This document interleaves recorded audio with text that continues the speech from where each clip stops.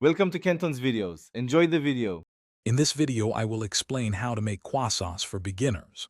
We'll start by combining all-purpose flour, cold water, active dry yeast, granulated sugar, and a pinch of salt to create our foundational dough.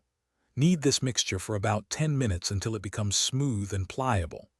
After a brief 1-hour rise at room temperature, the dough needs to chill in the refrigerator for at least 4 hours, or ideally overnight, to firm up for the next steps.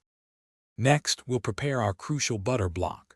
Take 250 grams of unsalted butter, pound it gently between parchment paper until it's about a 6-inch square and pliable, but still very cold.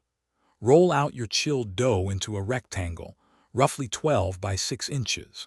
Carefully place the butter block in the center of one half of the dough, then fold the other half over to completely enclose the butter, sealing the edges.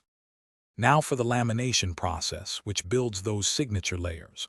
Roll the dough into a long rectangle, then fold it into thirds like a letter. This is your first turn. Wrap it tightly and chill for 30 minutes.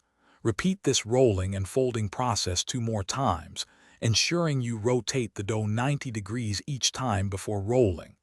This meticulous technique, with 3 turns in total, develops the hundreds of delicate, buttery layers. Finally, we shape-proof and bake our croissants. Roll the dough to about 1/8 of an inch thick. Cut it into long triangles, then gently roll each triangle from its wide base to the pointed tip. Place them on a baking sheet and proof in a warm, humid environment for about 2 hours until they are visibly puffy.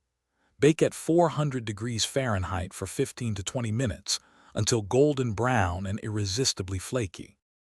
Thanks for watching. Consider subscribing if we helped you.